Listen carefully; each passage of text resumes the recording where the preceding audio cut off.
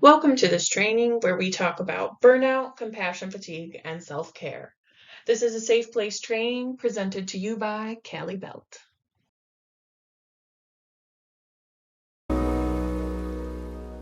Are you feeling overwhelmed? Are you exhausted? Depressed? Are you anxious for all the wrong reasons? Do you suddenly burst into tears for absolutely no reason? Do I sound like a TV commercial for an antidepressant? Well, I'm not. This is what happens when giving is no longer living. I mean, have you been asking yourself, what is the matter with me? Why do I feel so awful? I have a great life. I have a fabulous job. I'm very, very, very busy. I have tons of friends. My family is awesome. Why do I keep complaining? Well, I want you to complain louder. All these feelings are totally okay. And I can promise you, you are not alone. In fact, if you are taking care of someone, it's actually quite normal. These feelings are the cost of caring for others, the cost of losing yourself in who you're being for everyone else. And these feelings have a name: compassion fatigue. Yes, it's very real, and no, it isn't when you're tired of being nice.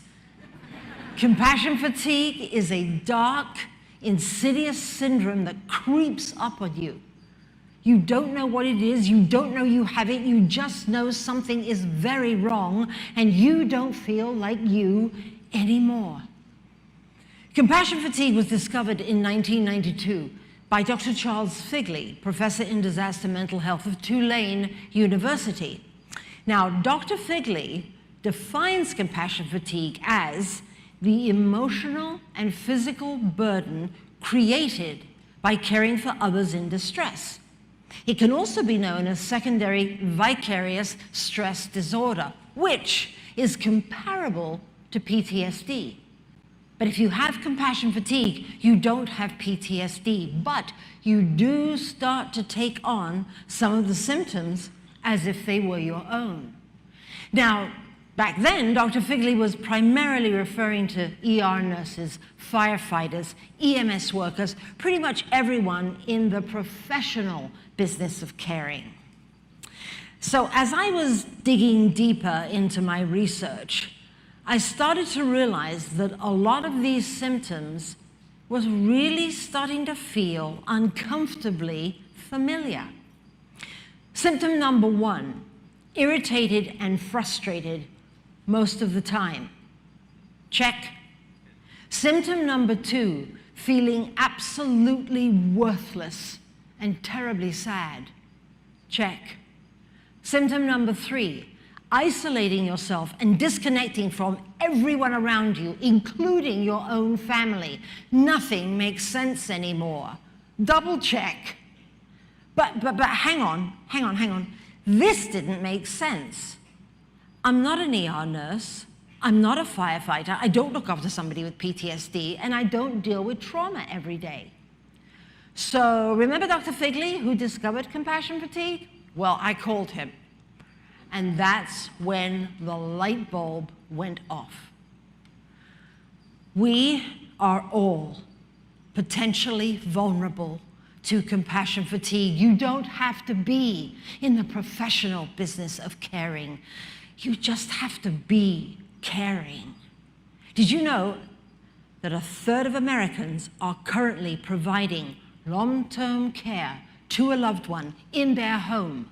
That's 108 million people potentially suffering from compassion fatigue in silence. So let me ask you, are you looking after an elderly parent, spouse, loved one in your home, and it's taken over your life? Their needs come first. Their survival is more important than yours. You can't afford to put them in a nursing home, and you can't afford in-home care. You're the one administering medical attention without any medical training whatsoever. You're the one cooking, cleaning, carrying, and potentially, possibly, dealing with a very serious mental illness like Alzheimer's. You're the one, because their life is in your hands. Maybe you're a working parent, and you work long hours, and you come home and you are exhausted. Now you have to be a parent. You have to cook dinner, do the laundry. Oh, and let's not forget, baseball practice, basketball practice, soccer practice, band practice, and just the general business of keeping the kids alive. Right? You're the one, because their life is in your hands. My own compassion fatigue credentials started when I was 14. My father died when I was 10. I was an only child, and for the next 50 years, I was emotionally shackled to my mother, a woman in perfect health, but her demands were my orders. I left school at 15, we'd run out of money. We got evicted, I found us somewhere to live. I forged my birth certificate to go and work at the Playboy Club. Oh yeah, I was illegal, but Mother didn't notice or care. It was my duty to save us. You see, I didn't know. I was slowly suffocating under this crushing burden of keeping us alive. Yes, yes, her survival was more important than mine, but I did that. I chose that because I was so afraid of her. Why? Because she could emotionally hurt me, wound me. Frequently, she would look me straight in the eye, and she would say, you know, everything and everyone I have ever loved is dead. Clearly, I was her lifeline, not her loved one.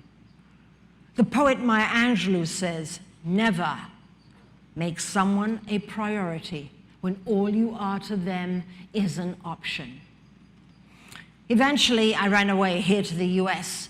I put 5,000 miles between us. Nevertheless, for the 6 years before she died, every Sunday, 2 p.m. sharp, she would call, and no matter where I was in the country, I would do her grocery shopping online to a store 2 blocks from where she lived in London. 4 years ago, I got the email. Dear Mrs. Watt, this is Mr. Ernest Cook from the Camden Council Mortuary in London. We have your mother in the fridge. What would you like us to do? Yeah, I laughed too. It was funny. It was funny. And I felt nothing. And I didn't care. Was I a bad person? No. I was done. My compassion cup was empty, and I was well into burnout, which, at this point, most people get prescribed antidepressants, which makes just everything worse. Because here's the deceitful twist of this syndrome. You think you have depression, but you have compassion fatigue.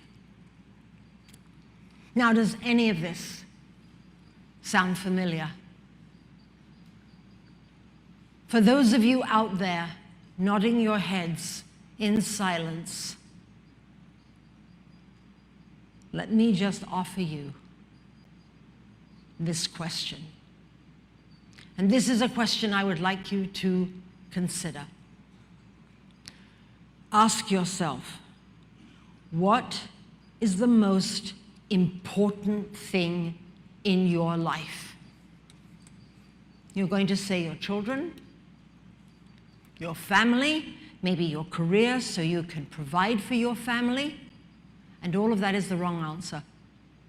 What if I told you the right answer was, I am the most important thing in my life, me? Eeks. Ha! Can you just imagine saying that? The judgment, the astonishment, the amazement of people at your selfishness. Oh gosh, people might not like you anymore. But here's why it's critical. If you can't take care of your own happiness first, how on earth can you take care of anyone else's? If you can't love yourself first, how can you give love to anyone or anything? If you can't live in gratitude and joy, how can you bring fulfillment and joy to anyone else? If I could have seen back then, if I could have seen what I was doing to myself, if I could have seen my mother for who she was, if I could have seen that I was the option, not the priority, I would have said, stop, be brave, put yourself first, take care of this person first. I would have said, go and live that dream. No one's going to do it for you, and quite frankly, no one will really care if you don't. I would have said, learn to say no, because helping shouldn't hurt. So now I would like to invite you to just take a moment and refill your cup. Maybe start with something small, a moment of peace. This is mine. He soothes my soul. He brings me back to who I am. What's yours? And I would like to leave you with this. Compassion fatigue is so very, very real, but it is not hopeless. And most of all, you are not alone. Thank you.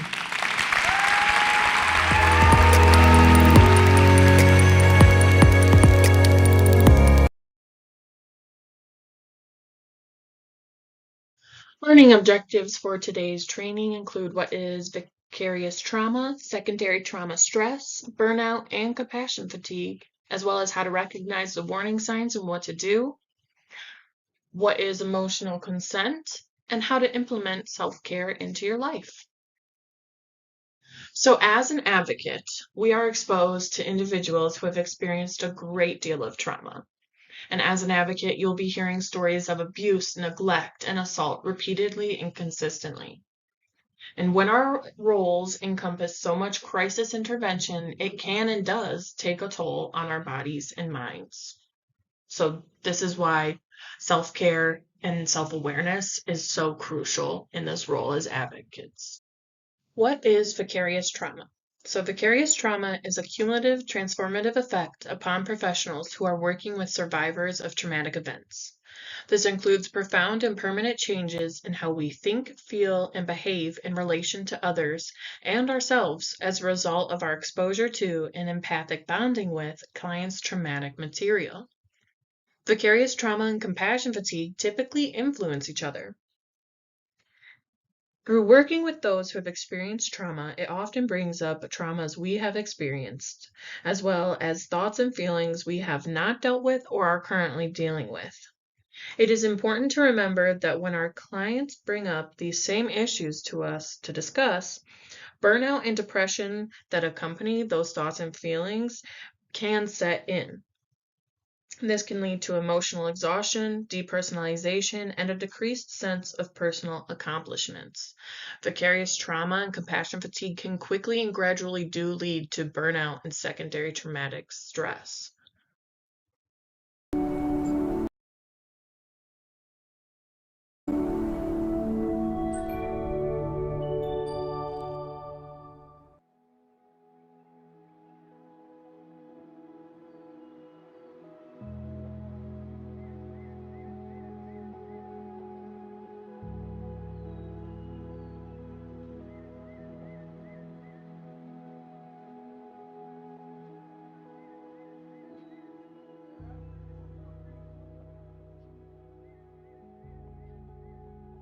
To crime victim advocates, helping carry the weight of others' traumatic experiences is seen as just part of the job.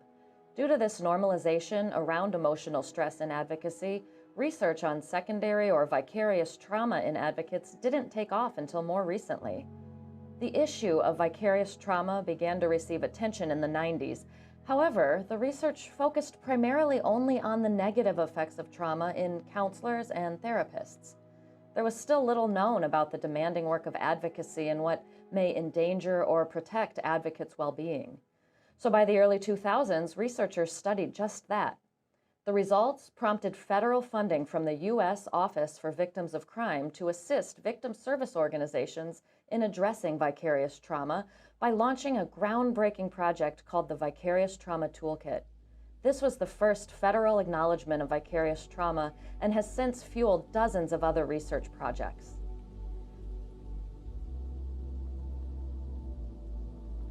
Vicarious or secondary trauma is exposure to stories of other people's traumatic experiences or witnessing trauma in which you are not the primary victim or survivor.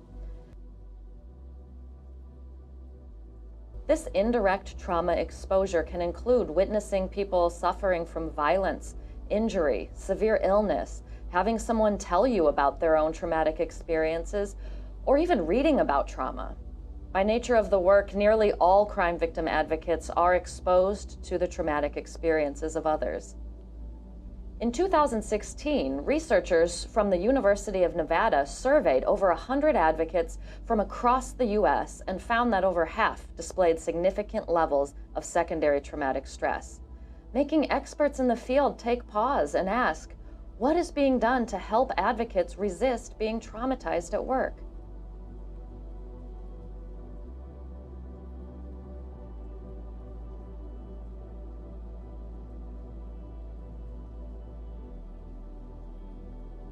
Secondary traumatic stress is a type of vicarious traumatization that can result when exposure to someone else's trauma causes negative mental, physical, spiritual, or work-related reactions. Vicarious traumatization is a natural response to being exposed to trauma that as many as half of all crime victim advocates experience, and one that can lead to serious consequences if not properly treated. Vicarious trauma also affects researchers or other educators who regularly come into contact with stories or details of trauma in other ways, such as reading books and papers about trauma and training first responders who share what they've witnessed in the field. Advocates may be especially vulnerable to vicarious traumatization if they are repeatedly exposed to detailed accounts of violence and abuse and to witnessing survivors' immediate post-traumatic distress and injury. Advocates who have directly experienced trauma themselves have negative workplace conditions like poor leadership and high workload, and who provide short-term crisis intervention services such as hotline specialists without getting to witness the positive impact they've had on survivor recovery are at greater risk for vicarious traumatization.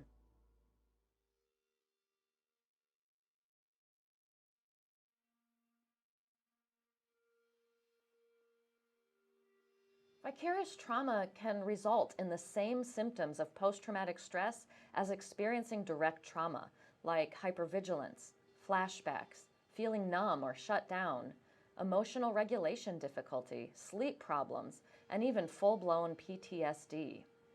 In fact, current diagnostic criteria from the American Psychiatric Association lists vicarious trauma as a potential cause of PTSD.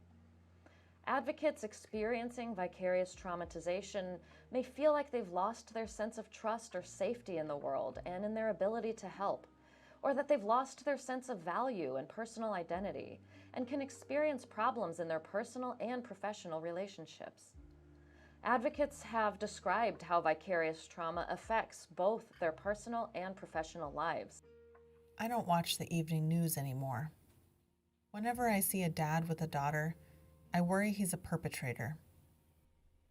I can't tolerate interruptions at work.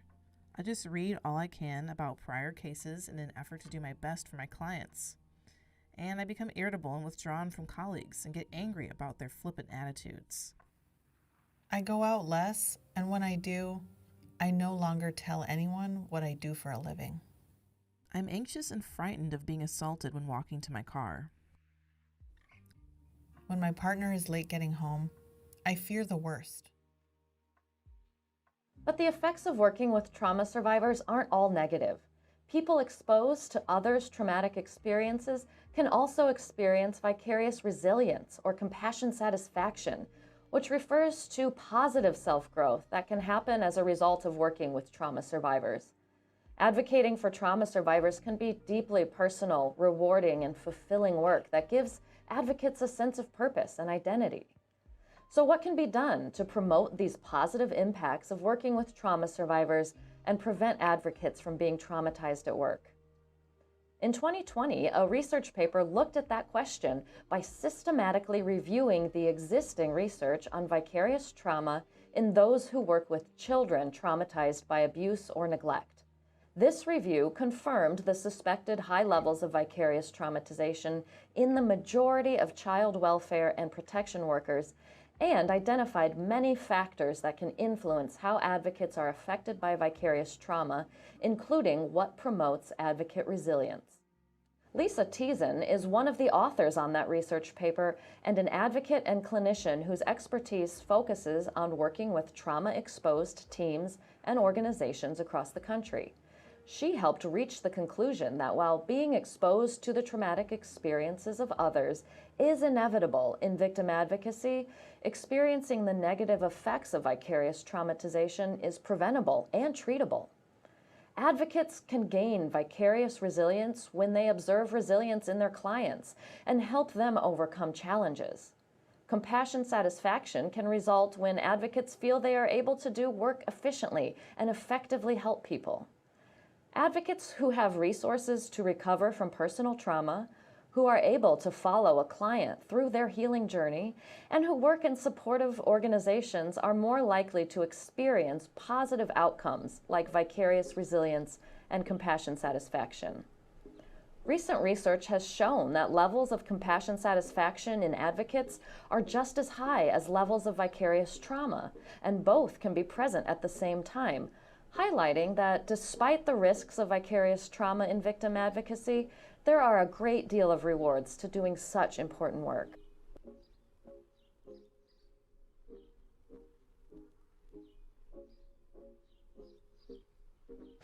If you're experiencing vicarious traumatization, you're not alone, and there are ways to get help. Since the effects of vicarious trauma are similar to those of direct trauma, the same supports that advocates direct other trauma survivors to can be useful for vicarious trauma as well, including therapy and support groups. However, while many recommendations for vicarious trauma focus on advocate self-care, recent research has found that organizational factors like policies, practices, and resources that impact an advocate's ability to practice self-care and that foster well-being and resilience at work are critically important in addressing vicarious trauma. Vicarious traumatization can be prevented when organizations provide supports that promote vicarious resilience and compassion satisfaction, including creating supportive workplace environments that allow advocates to have a voice in decision-making and the ability to give feedback to their supervisors, policies for reporting and addressing negative workplace experiences, regular debriefing sessions to help advocates talk about difficult experiences and emotions, and offering mental health services and social support while also creating an organizational culture that normalizes and encourages seeking help.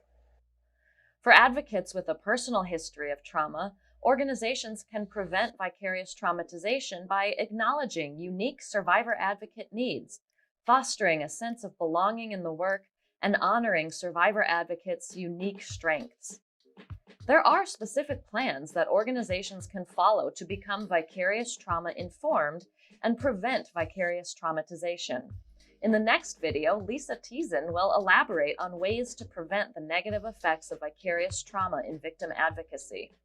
Visit the resource library to find the Vicarious Trauma Toolkit, the Advocacy Education and Support Project, and other resources for more information.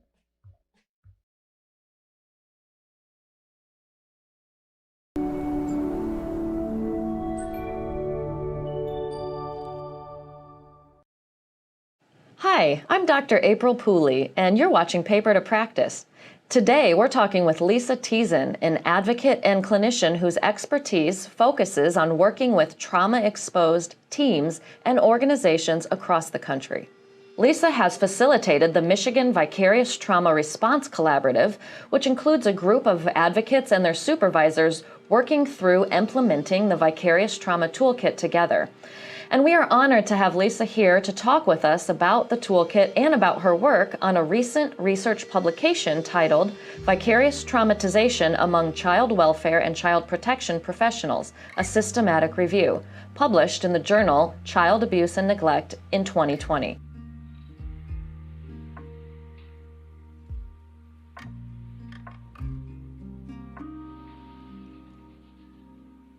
Welcome, Lisa. Thank you for being here with us today.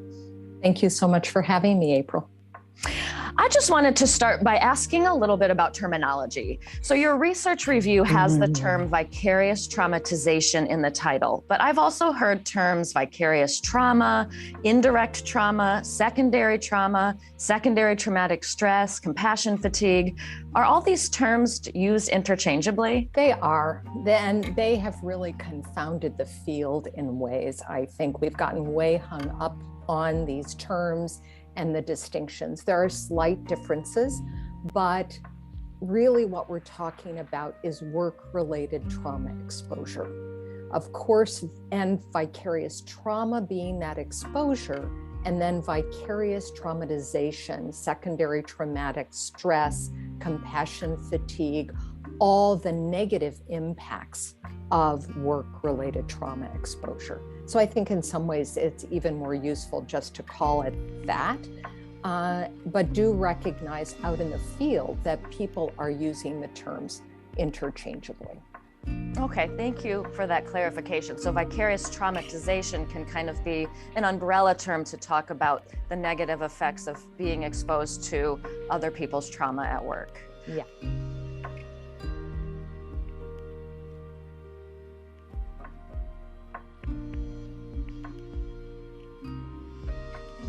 I wanted to ask a little bit about the findings of that research review that looked at the rates of vicarious traumatization in people who work with children who have experienced trauma.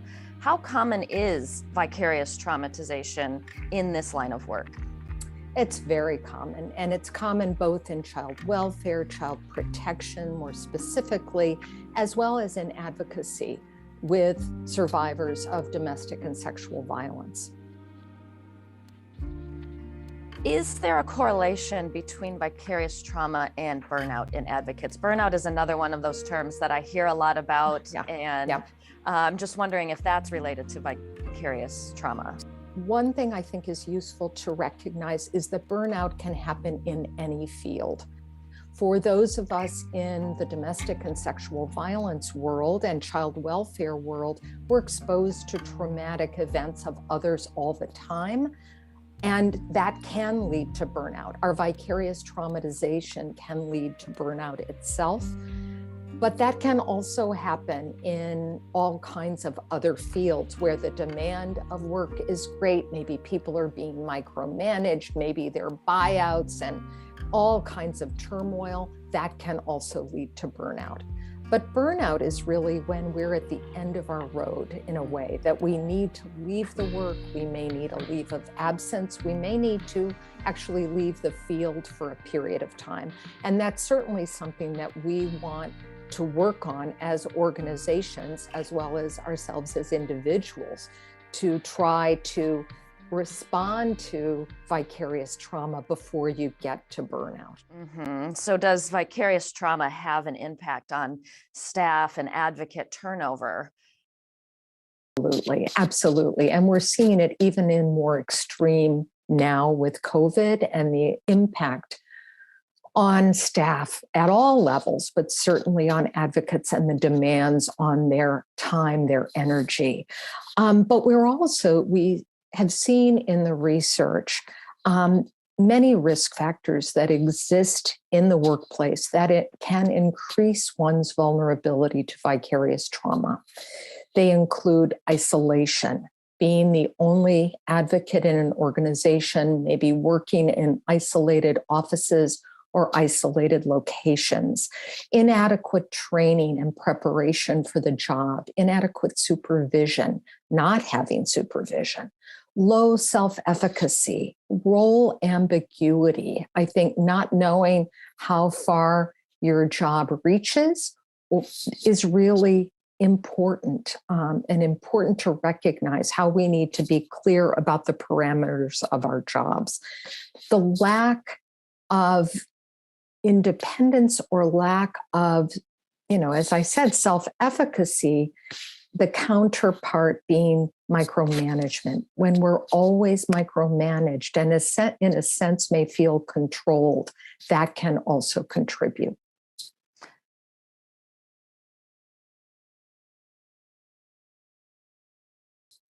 So it sounds like there's been a lot of research on kind of these risk factors of what leads to vicarious traumatization or burnout or turnover in advocates. Are there signs of vicarious traumatization that advocates or their supervisors should be looking for in order to help themselves and their staff prevent this? Absolutely. And I think it's really important to recognize what organizations can do to both mitigate the negative impacts, but also to be paying attention to.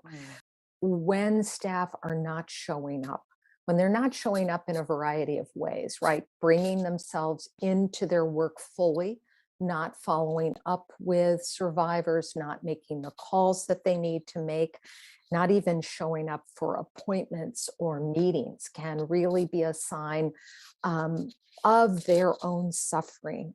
Isolating, their choice of isolating, closing their doors, not talking to other people. Maybe it's really in an effort to stay focused and stay in the work, but it can harm by being really on your own. So this not engaging with others, including not engaging with supervision. Overextending themselves, either pulling way back and isolating, as I was describing, or overextending, which was really in direct contrast to that not showing up. Being pulled into the negative consistently, really focusing on the negative and losing hope for clients and for themselves, for survivors and themselves. All of those, I think, are important ways that supervisors and other leaders, even peers, can be paying attention for their coworkers, for the advocates really struggling. And it seems important to recognize vicarious trauma because when you see an advocate maybe not showing up in some of these ways, instead of punishing them or, doing some kind of punitive measures at work, you can recognize that as a potential sign of vicarious trauma and offer them help so they can stay engaged in the work in a safe way. Absolutely. And that's where, recognizing from the top down how much this work can impact us in the negative, and in multiple ways we'll be talking about, but just really having a culture of acknowledging that this work is hard, it is challenging, and it can have a negative impact on any of us in the organization, whether we are face to face with survivors all the time, or whether we're reviewing records, raising money for the organization. We all hear those stories, maybe a bit more removed, but we are exposed to the harm that's being done to the survivors who come through our doors.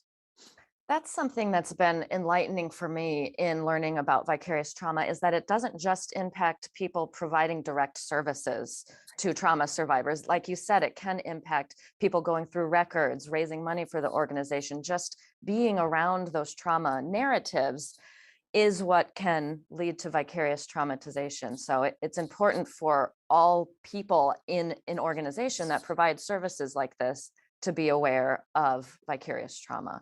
Absolutely. And some of those people really get kind of the short end of the stick, so to speak. We don't think of those people behind the doors being directly impacted.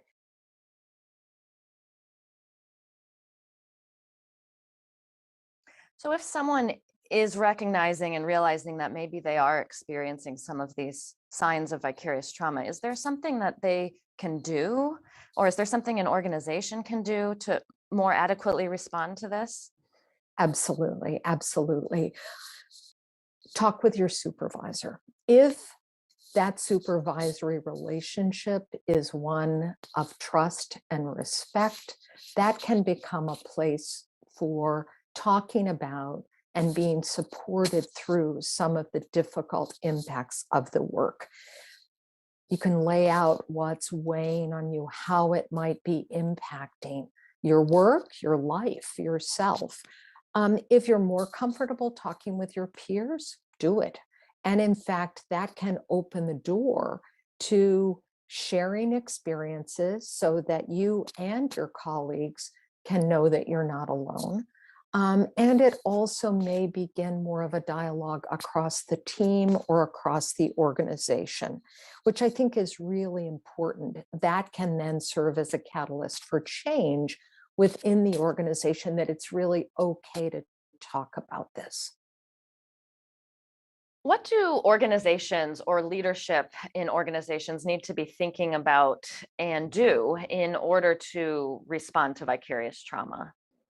I think that leadership acknowledging that the work has an impact on staff is pretty critical, because unless from the top down there's acknowledgement that there are real challenges to this work in the negative as well as the positive, but there's recognition of the negative that can be addressed, that unless that's happening, I believe that the impact, the negative impact, is minimized and may be dismissed.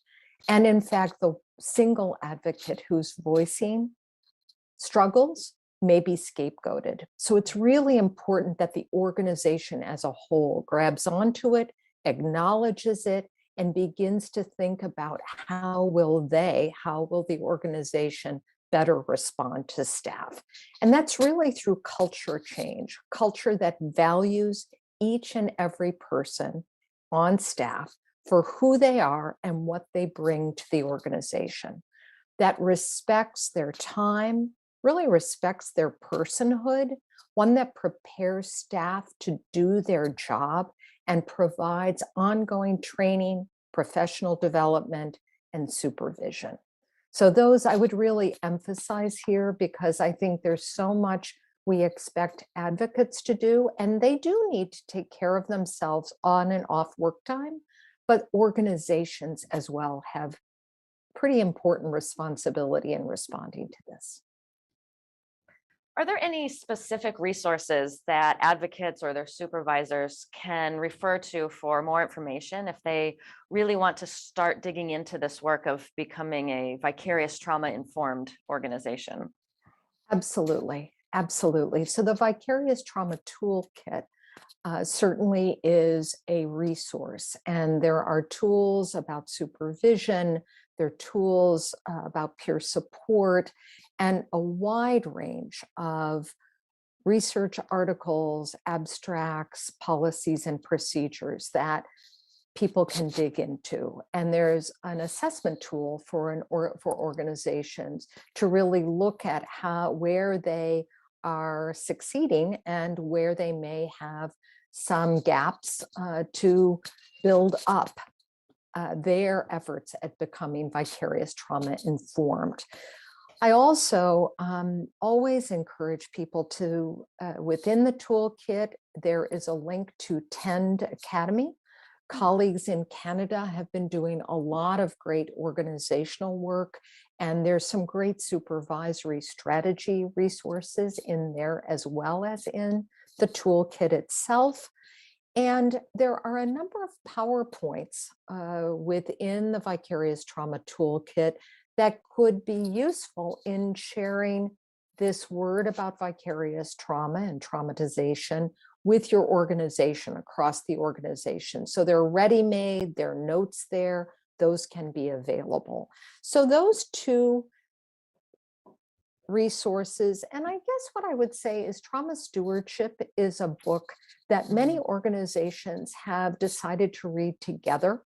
And it was written by an advocate and has really been a useful tool for book groups within organizations. So I would mention that as well. You know, we've talked a lot about the negative effects of vicarious trauma and how hard it can be and how important it is to watch out for these things. But your review paper also mentioned, and you mentioned earlier, that not all of the effects of vicarious trauma are negative, that some people can experience what's called vicarious resilience or compassion satisfaction. So what does that look like? And is there anything advocates and organizations can do to promote those positive outcomes? I love that question, and I'm so glad that you raised it. And we could spend a whole other interview on the positive impacts. I mean, we got into this work maybe not knowing how it would impact us. And many of us were not necessarily told of the negative nor of the positive impacts. And so knowing that we get good stuff from the work is really important, because that also serves to buoy our spirits, our morale, our well-being, and we can then enhance that organizationally across the organization.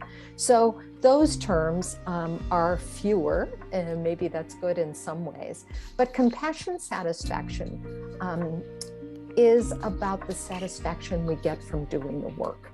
It's feeling good about our jobs, maybe about the one-to-one work with survivors, maybe a law we've gotten changed, maybe a policy within our organization. It's taking pride in our work. Vicarious resilience, vicarious transformation are more specifically about that engagement that we have with survivors and how we actually learn through that relationship. It's not just about what we give, but it's what we get, and it's that exchange that can help transform us.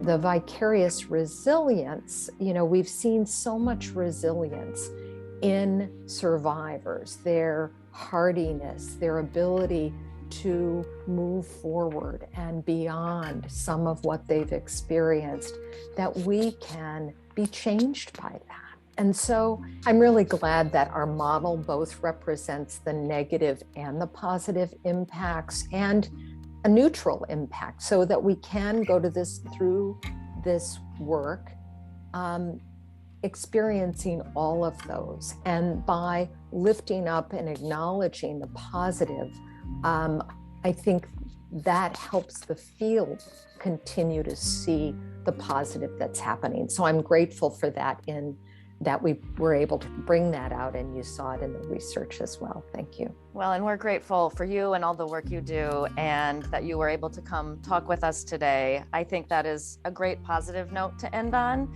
That there are ways to mitigate the negative impacts of vicarious trauma and strengthen our own mental and physical health and well-being to sustain us in this work.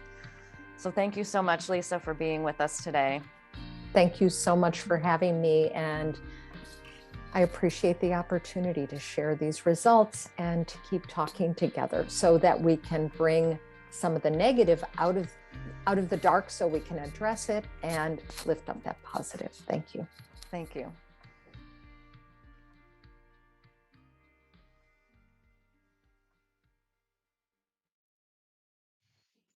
Secondary traumatic stress. This is the natural consequent behaviors and emotions resulting from knowing about a traumatizing event experienced by a significant other. So when we choose to address systems of oppression, help those who have been victimized, and hear traumatic experiences, we might become weary or emotionally changed from the weight of the work that we do. Secondary traumatic stress results from empathic connection. And these emotional and psychological effects experienced through vicarious exposure to the details of the traumatic experiences of others is what secondary traumatic stress encompasses. Secondary traumatic stress can be very similar to PTSD effects, like intrusion, avoidance, hypervigilance. Secondary traumatic stress can be fairly immediate. Secondary traumatic stress also has a strong association with burnout and often leads into burnout.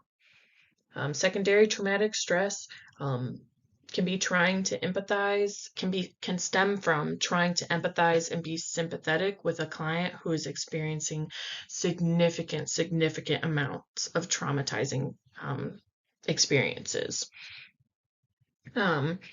Secondary traumatic stress can look like a client telling you about an abusive event and you go home and just not being able to stop thinking about it or what happened. Secondary traumatic stress can last days, weeks, or months even. Compassion fatigue results from empathetic caregiving, exposure to the suffering of others, combined with life demands. Compassion fatigue can result from exhaustion from giving. This is where people pleasing and giving as advocates, where you're left feeling depleted personally and professionally. Compassion fatigue may have nothing to do with trauma, but rather from just giving too much of yourself to clients. Compassion fatigue has you feeling drained emotionally. And compassion fatigue can be an occupational hazard, especially for clinical direct service work. Compassion fatigue can simply happen when you're juggling your life with the life of your clients simultaneously, where feeling like you're both emotionally and physically fatigued from continuously being empathetic with clients who have experienced trauma, then not seeing those clients succeed or improve or achieve their goals. An example can look like a client that has been with S.A.F.E 12 times consecutively, and compassion fatigue could be a thought from an advocate of, I'm not going to ask them all the questions because I already know that they're not going to stay with us long. This cuts in to their provision of services. This cuts into our interaction as a trauma-informed, empowerment-focused interaction as advocates to our clients. Compassion fatigue is that occupational hazard. Burnout. A lot of us, especially after the COVID pandemic, we experienced burnout as a society at an alarming rate, especially those in clinical direct service work. So burnout is experienced by individuals in organizations classified by high demands and low rewards. This can be reduced feelings of accomplishment due to general occupational stress. One can experience burnout even if they've never worked with trauma. Burnout can look like one no longer enjoying that activity anymore. Burnout can also result in physical, emotional, psychological, and spiritual exhaustion. Burnout does occur gradually, and therefore coping skills and self-care are vital to combat burnout. So an example would be a restaurant worker, where you've got this continuous hard work for hours and hours and hours during a shift, going back and meeting the needs of every table, of every person that you meet, and then getting no tip at the end of every meal, even though you put in 110%. This is what burnout feels like. So what can we do? We as advocates are givers, and there is not a balanced formula for give and take. It's important that we stay within our boundaries and not offer more of ourselves to our clients that is allowable or acceptable. As advocates, we need to be aware of our own history, as well as being able to recognize the warning signs of compassion fatigue or burnout that we may be experiencing. As many of us are here in this field of domestic violence because we know someone or have a personal experience with abuse, it is because of this that has often led us into this relentless giving advocacy behaviors, and that we are able to continue with this drive and pushing ourselves to advocate.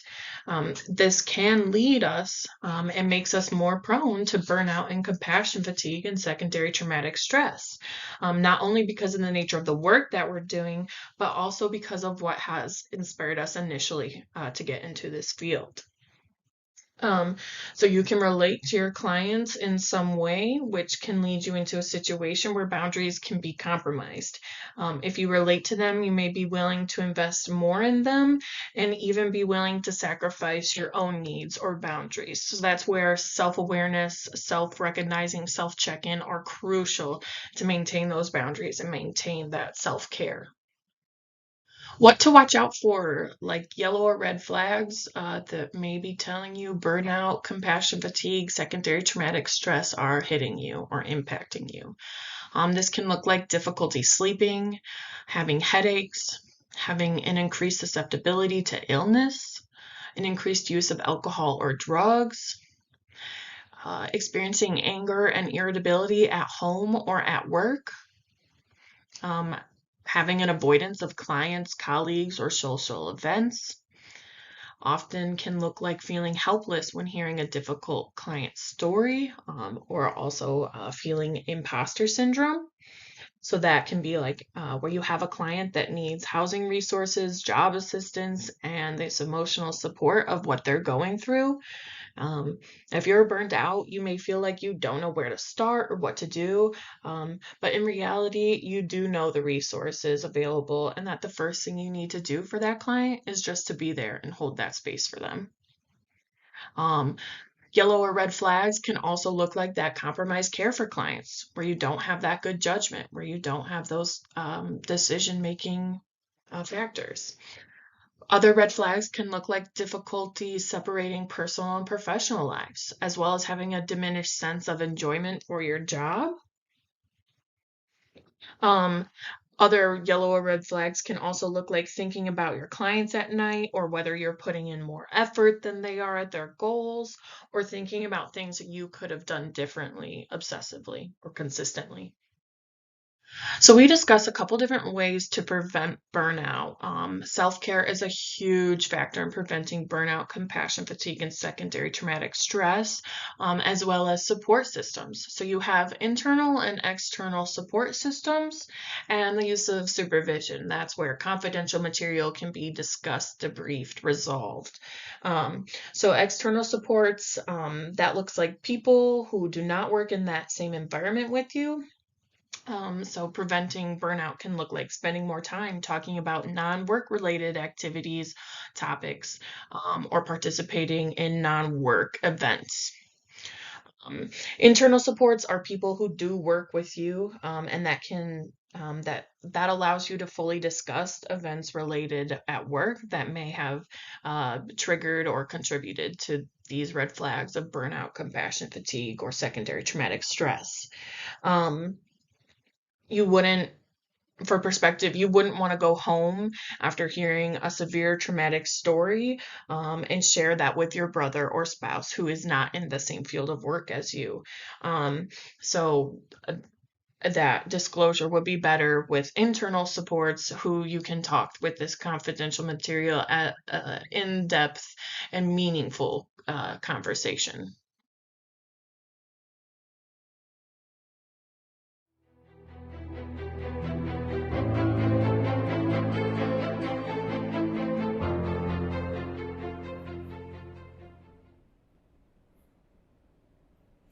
If you were a dessert, what would you be?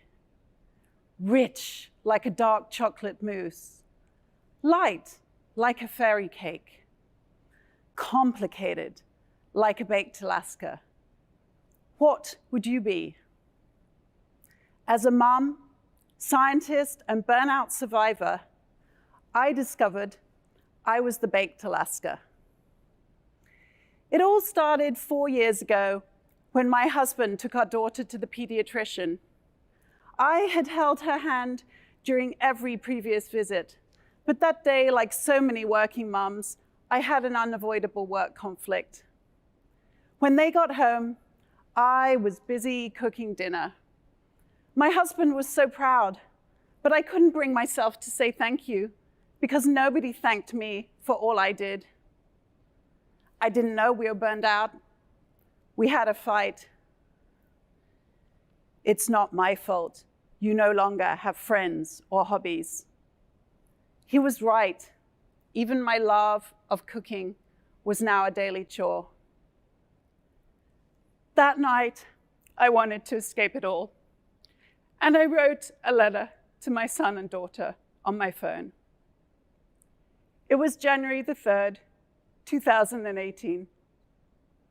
I couldn't face another year of sleepless nights, constant stress, feeling like a bad mom, a bad wife, a bad friend, a bad colleague. My back teeth were cracked, my cortisol levels were high, and my work as a public health professor no longer had meaning. I still look back at that letter on my phone. It was full of good advice to my kids that I needed to take myself. The most important being, it's okay to ask for help. As my husband indicated, I needed an outlet away from work or home. So I enrolled in a stand-up comedy class. The homework was watching comedians. Who doesn't want that? I was a mother letting out a frustrated, primal scream, mostly at Alexa. Another classmate was a young Latino man coming out to his Catholic grandmother through Disney show tunes. We were all trying to find our voice. In the past 4 years, when I'm not working or mothering, I've dedicated myself to sharing my experience so others do not feel alone. I've read hundreds of books and articles, interviewed experts on my podcast, and watched amazing TED Talks. I learned to express my emotions and that my love language is positive affirmations. I learned to let go of authoritarian parenting through improv comedy. But as I researched how to be a better manager, I discovered the barriers mothers face in the workplace and society at large. Mothers of color, single moms, and same-sex parents face barriers I haven't. I learned that job burnout is recognized by the World Health Organization, but there is also caregiver burnout, emotional burnout, and parental burnout. No wonder so many moms are exhausted, resentful, and ready for change. And I realized with my 2 decades as a public health behavior change scientist who had empowered patients, teams, and communities to change, that I could empower each of you to prevent working mom burnout through individual, organizational, and cultural change. Before I tell you more about the problem, some solutions, and how behavior change science can help us take action now, let me tell you about my husband's biking accident. Last September, when my husband broke his leg badly in 2 places, I experienced the added burden of caregiving. There was me thinking I did it all, but when he was stuck immobile for 3 months, boy, did I realize how much he normally did to help me. During that time, we watched a lot of the TV show, The Great British Bake Off. And one day, as a contestant blowtorched a baked Alaska, it came to me. That's what working mom burnout is like. We're trying to protect this delicious ice cream in the middle while being blowtorched to perfection on the outside. It's a recipe for disaster. But a baked Alaska can also help me explain the social layers that influence our behaviors. the social ecological model that guides my science. At the bottom, holding it all together, is the cake. We know that's the mum's right. Next, in my baked Alaska, is the fruit. That sweet stuff is our families, our interpersonal relationships. Next is the cold ice cream, our work, education, and health institutions. And surrounding that is the burnt meringue, society with its laws, economic forces, and perfect Instagram posts. But in the layers that influence social systems the most, there are few mothers represented. In the US, in 2021, only 8% of Fortune 500 CEOs were women. Only 20% of news sources were women, and only 24% of senators were women. These are the statistics for women. They are lower for women of color and would be lower for mothers if they were ever recorded. It's not that we're not capable, it's that we're left out and burned out. Did you know that female-led companies are 3 times more profitable, but last year only 2% of venture capital funds went to women? Did you know that female physicians have better surgical outcomes and are more likely to save a life in the ER? But they are 250% more likely to attempt suicide. I am in the top 1% of most cited scientists worldwide, and I am a burnout survivor. How is burnout affecting you, your family, your employees, your colleagues? We're all overworked, and burnout at any level is damaging. In the US, there are almost 5 million preventable cases of burnout in working parents alone. One of the biggest stresses for parents is the high cost and scarcity of childcare. Paid leave is also not available in the US for all caregivers. And if it were, men would not feel free to take it. Men are also trained by social expectations to be the provider.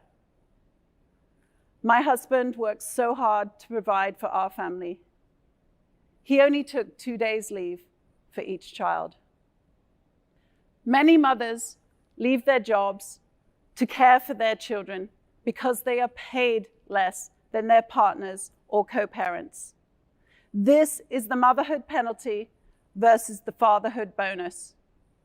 For every dollar a man earns, a woman is paid between 69 and 82 cents.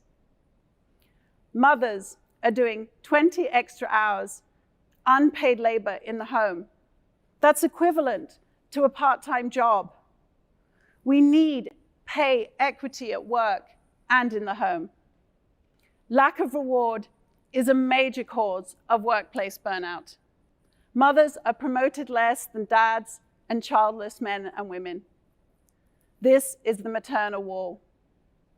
Mothers are also considered less committed to their careers.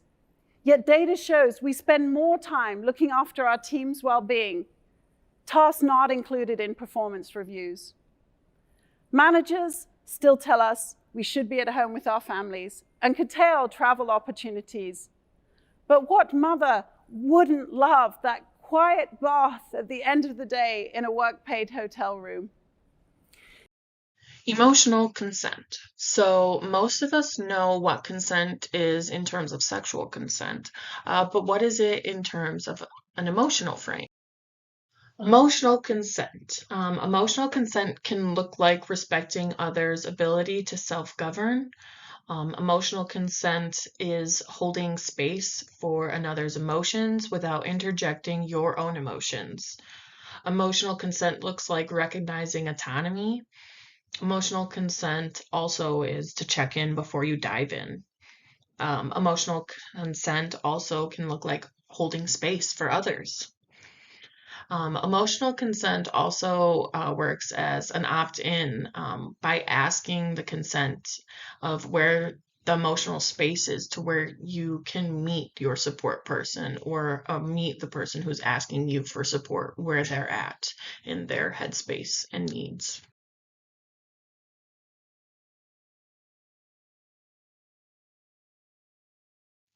Emotional consent and when we are the chosen support. Most of us are problem solvers or helpers, so naturally we want to help those who come to us with their struggles or problems. And it's important that we don't immediately try and solve or resolve these too quickly for our friends and loved ones.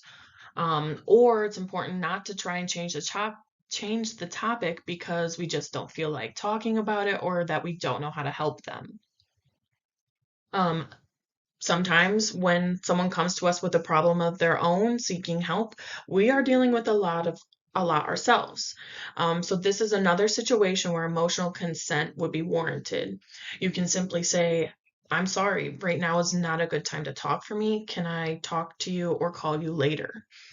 Um, so if you are the person needing to vent about something you're dealing with, what if you need the support person to help you? What do we do then?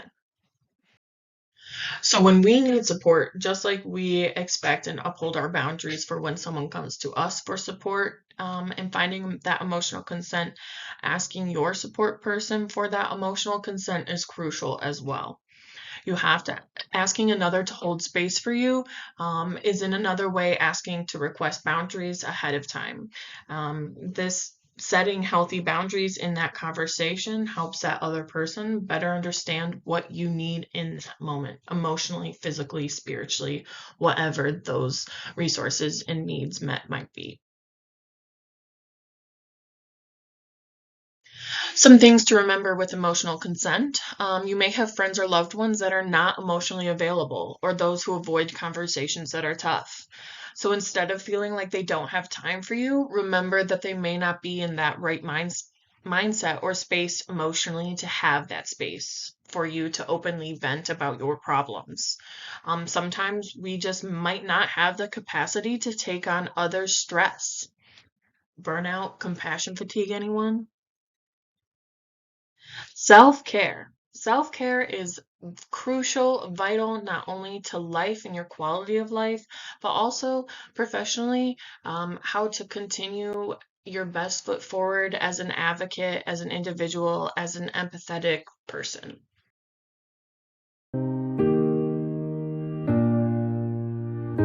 I think self-care is, I guess it's different for each person. I see self-care as like a battery recharge. It's knowing if I'm stressed out, I lose my appetite of eating or I eat too much chocolate.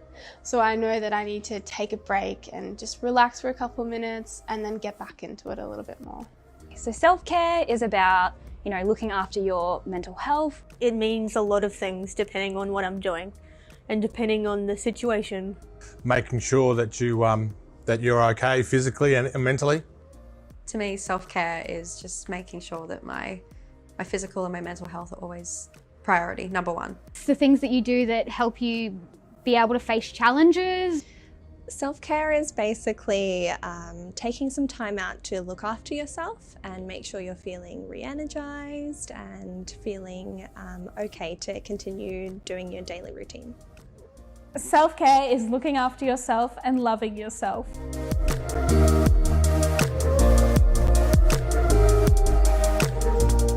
Self-care is so important for everything. To be able to help others, you have to be able to help yourself. You can't pour from an empty cup. I used to not do any self-care whatsoever and it was rough. Because it's important to look after your mental and physical well-being. It's important, I guess it's really critical sometimes to just take some time away.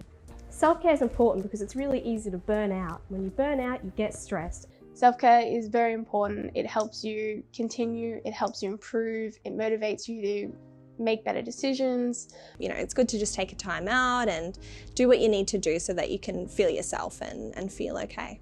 Self-care is important because it's important to take care of your well-being and be able to recharge your energy so that you can continue doing things that you enjoy.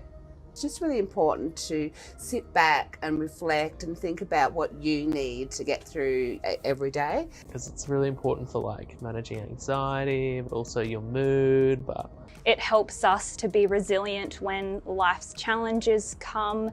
So it's important to stay on top of things and look after yourself in the long term.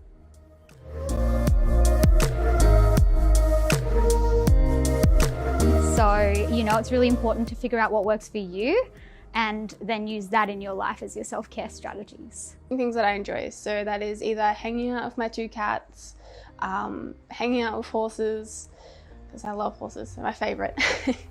When I can, I go for walks, I exercise, I go out with friends, and I try and find time to relax and just do nothing. So I like to make sure I exercise, even though it's really hard to do that initially. It's really important for my mind and my body. the things I do for self-care at the moment, I'm trying to learn to surf. I get asked this one a lot, and it's really tough because for me it constantly changes. Petting my cat, it can mean knitting. Kind of not paying attention to all the stresses in my life, just relaxing and enjoying each moment as I live it. The things I do for self-care is I really like to check in with friends and family, really love to, I love to laugh, so I just like to connect. Definitely reaching out when I need to, which sounds obvious, but sometimes we don't do it as much as we should. I exercise, I pat my dogs, connect with family. I bake cakes and I journal. I like to make sure I get good sleep, good Z's. It's really important to make sure that you're rested and really important for your brain. Probably gaming and playing with my pets and just having a chill day with friends. Sometimes just coming home and playing with my dog Sherlock, who is the cutest thing ever, is what works for me. Looking at cat videos, really important. Being social with other people is a big one for me. Just visiting family or friends and just hanging out, catching up. And then I also like to make sure I journal. So when life gets tough or I need to reflect on things, I just make sure I write down all my thoughts so then I can release it, or I can sort of talk to a friend about whatever's going on in my mind. Love to garden as well. Do a lot of painting to really distract myself as well. Just got nowhere to hang them. Self-care. So what is it? Self-care is a habit and a choice so that you are best able to advocate and help others, be the healthiest version of yourself, and do all the things you need and want to accomplish. Self-care is part of the answer on how we can all better cope with daily stressors. Self-care can look like anything you do for yourself that feels nourishing. Self-care, engaging in self-care regularly will help you put your best foot forward. We are better able to react to stress and to maintain positive well-being when putting in consistent self-care for ourselves. Self-care can look different for every individual, but self-care might look like self-affirmations. Also unplugging technology, even for just an hour or two. Powering down phones, laptops, TVs, everything. Pursuing physical or spiritual outlets, walks, runs, meditations. It's a community. Separating work from home, maintaining those professional and personal boundaries is self-care.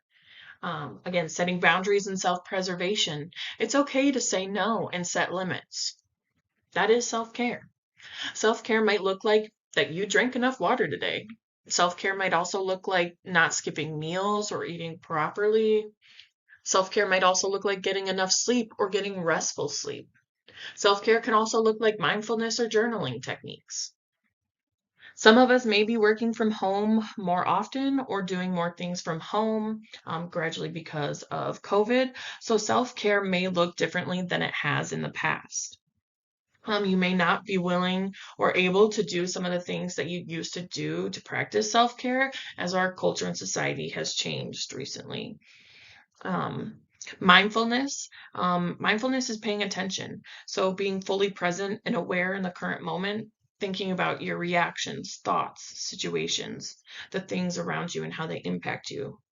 Other examples also look like breathing techniques, yoga, slow reading through a phase and reflecting on thoughts that come up. Emergency or crisis self-care. So in high crisis times, there's moments where we put our clients first to offer support and help.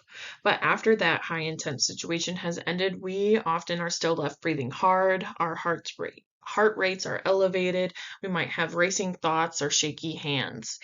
So emergency self-care is immediate in that moment behaviors to help us ground ourselves so we feel safe. So you want to focus on sensory stimuli. So this can look like music or sounds, as well as your breathing. So taking deep breaths. A common routine or habit is belly breathing. Other sensory stimuli like scents or lights may also help ground. So important reflection questions are, what are some ways you provide self-care when you're feeling anxious or overwhelmed and in that moment? Adding those answers to emergency self-care is a way for you to be locked and loaded for self-care against burnout and compassion fatigue. Guida Tinsley is an advocate working in social justice work. In her article about self-care and social justice work, Tinsley states that self-care doesn't start at exhaustion, it's a practice to avoid it. When she stated, I have to take time for myself to rejuvenate and to make sure my daily work and stress load are manageable. I constantly work myself into a state of exhaustion before I let myself indulge in an act of self-care, or I will use self-care as an incentive to get through a busy time in my life. Oh, just work really hard for the next 4 days, then you can get a good night's sleep. In reality, you can't pour from an empty cup. You have to take care of yourself first. Self-care doesn't start at that exhaustion level. It is a practice to avoid that exhaustion level. So how do I implement self-care into my already busy schedule?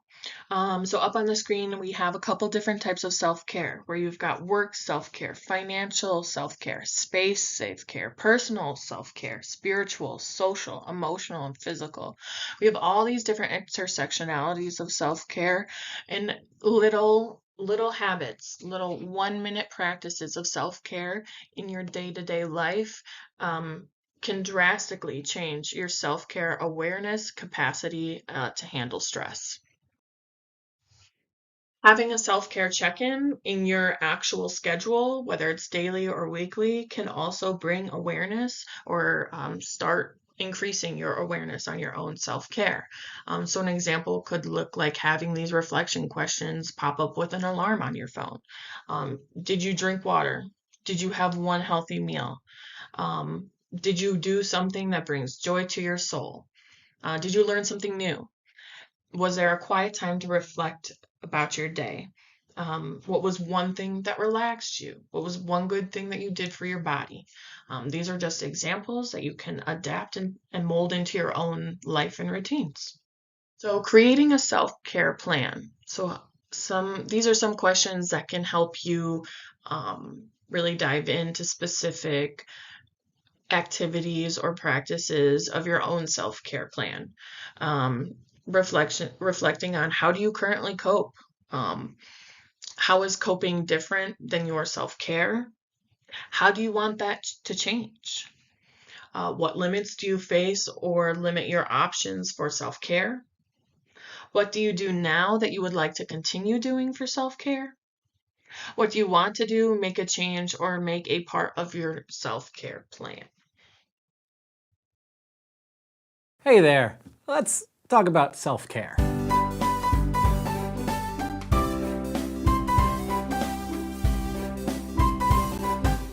Now, Parks and Rec, of course, is pretty great, but self-care is more than just treating yourself. Self-care is not a reward, though sometimes that can be part of it. It's a vital piece of the ongoing process of being a human. To quote the self-help classic Codependent No More, self-care is an attitude that says, I am responsible for myself. In other words, I am my responsibility, and I will honor that responsibility as I would anything else that was precious to me. So let's make an action plan for using self-care to make our our lives more awesome. Step 1. Recognize that it is indeed okay to take care of yourself. Nay, it is not just okay, it is smart. As Lifehacker puts it, self-care helps prevent burnout, reduces the negative psychological and physical effects of stress, and helps you refocus on what's true and important. Like, there's an entire peer-reviewed international journal on burnout. This is like a real big, difficult problem to solve. Now, this may seem counterintuitive, but it actually makes you more productive, not less, to set time aside for yourself. And regardless of your productivity levels,